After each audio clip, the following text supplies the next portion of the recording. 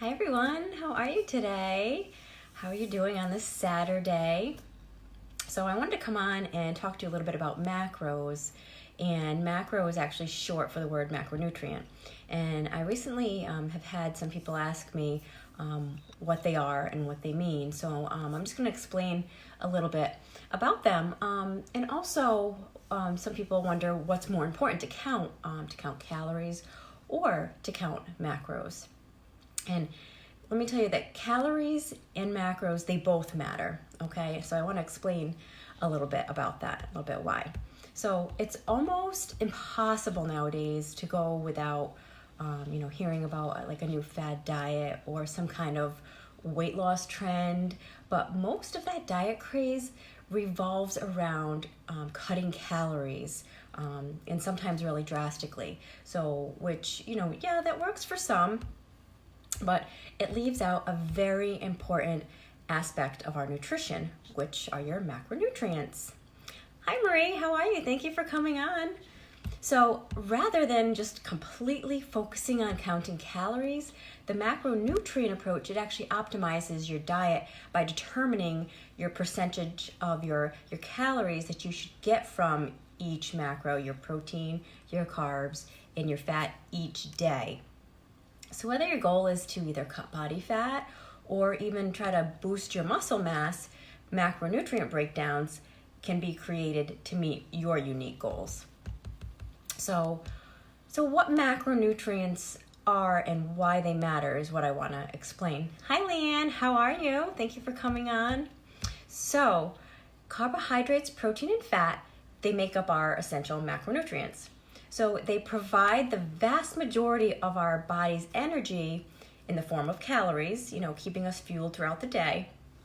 But one important part of the macronutrient approach is that it acknowledges that not all calories are created equal. Okay, so say if you have like 100 calories of candy and then 100 calories of broccoli. Well, technically, they provide the same energy, kind of so to speak, to your body, but they're processed very differently by our body. So think about eating 500 calories of ice cream and 500 calories of spinach. So these two choices they're mirrored identically, in counting calories, but they contribute very differently within the breakdown of your macronutrients. So that actually means that metabolically, foods that are like high in protein and fiber, they keep us full longer, which leads to, that reduction in our calorie intake.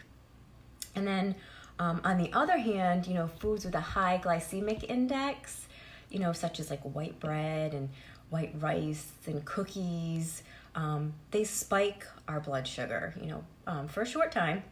And then they provide us, with this quick energy surge, but then they leave us with that sugar crash, and, not very long after. So the speed that the carbohydrates go into our system, it affects our continual overeating and then our weight gain. So what this boils down to is that, it is much more valuable to choose whole grain carbohydrates that are slowly digested and usually contain fiber as well, rather than the processed grains. So why is it important to focus on these macronutrients? Well, so you figure calories don't really tell the entire weight loss story, but it's important to remember that you can't have macronutrients without having calories, because each gram of fat provides us with 9 calories, and protein and carbohydrates provide us with 4 calories per gram. So it's important to remember that you're not eating macronutrients just for calories, because macronutrients actually have a purpose. So the purpose of fat works to slow digestion, and it provides us with essential fat-soluble vitamins, and it has like protective anti-inflammatory properties, which are things like omega-3s that are really good. You can find those in like chia seeds, for example. And protein, it provides us those building blocks for our muscles, and also our cell tissue. And it satisfies our hunger, and it keeps us satiated much longer. So carbohydrates actually, hi Jamie, how are you today? Thank you for coming on. So carbohydrates actually provide us with a quick form of energy and fiber, which can leave you feeling full longer and slow that absorption of the other nutrients like the sugar. So depending on what your age is, or your activity level, or even what your body requires for an amount of calories to maintain your weight. So a diet that is, say, like 30% protein might work for someone who's on like maybe a 1,200 calorie diet, which is like probably 90 grams of protein, but not so great for somebody who's like an athlete, who's definitely putting out more energy there, and then say they're on like a 4,000 calorie diet, which would be more like 300 grams of protein, which is calculated at like 30% for macros, and definitely too much. Hi Tanya, how are you today? Thanks for coming on with us. So we're just talking about some macros and what they are and why they're important. And I'm just nearing the end, so you might want to go back and catch the replay. But focusing on macros, it promotes a more balanced diet, and it pretty much forces us to take like a really hard look at the foods that we're eating. Okay, so whether you're like counting, if you're like counting points or counting the difference between like counting points and counting macros. I've never counted points before, but from what I understand, you're going to give your body whatever works for those points. But when you're figuring out your macros, you're making sure that you're giving your body the exact amount of the carb, the fat, and the protein that you need at each meal and snack, so that every meal and snack is balanced with a carb, a fat, and a protein.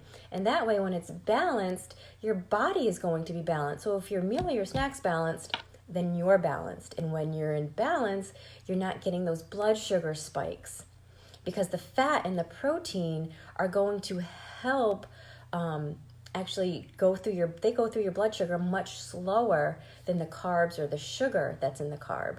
So it helps to keep you, even keel, kind of, so to speak.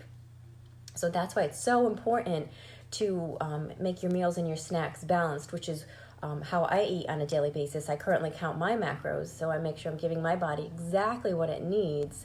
And you can even do that whether you're, like I mentioned, whether you're trying to build some muscle, or if you're trying to cut out some fat and lose some weight.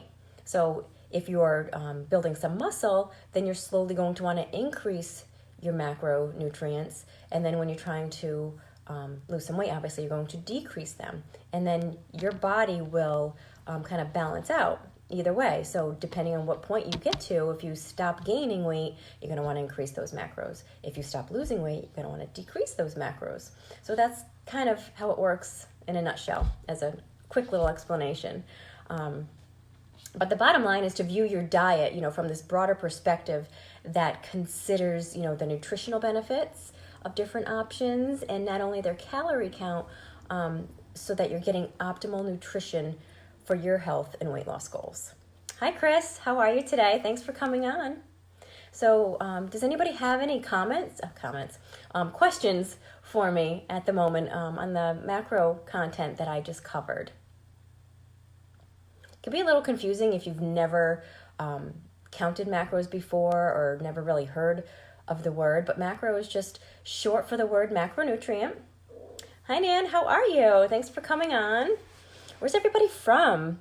I'm here in New England in Rhode Island, and we're having a very kind of drizzly, foggy, wet, damp day. So not the greatest weather today, but tomorrow's supposed to be sunny, so that's good.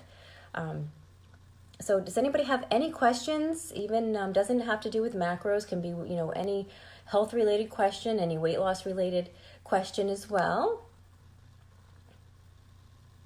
And if not, that's okay. And if anything does come up for you in the future, please feel free to reach out. I'm always here. You can leave it in the comments or reach out to me directly, whatever works best for you. And I also provide complimentary consultations. So that's where we jump on the phone for about 30 minutes, and I ask you a series of questions that are designed to go over, exactly where you're at now, why you're stuck, how to get unstuck, and then take you from where you are to where you want to be, and all the steps that you need to take in between to get there. So, hi Tanya, how are you? So, if you don't have any questions right now, I'm going to hop off, but I hope everyone has a beautiful rest of their weekend, and I'll talk to y'all soon. Bye, guys.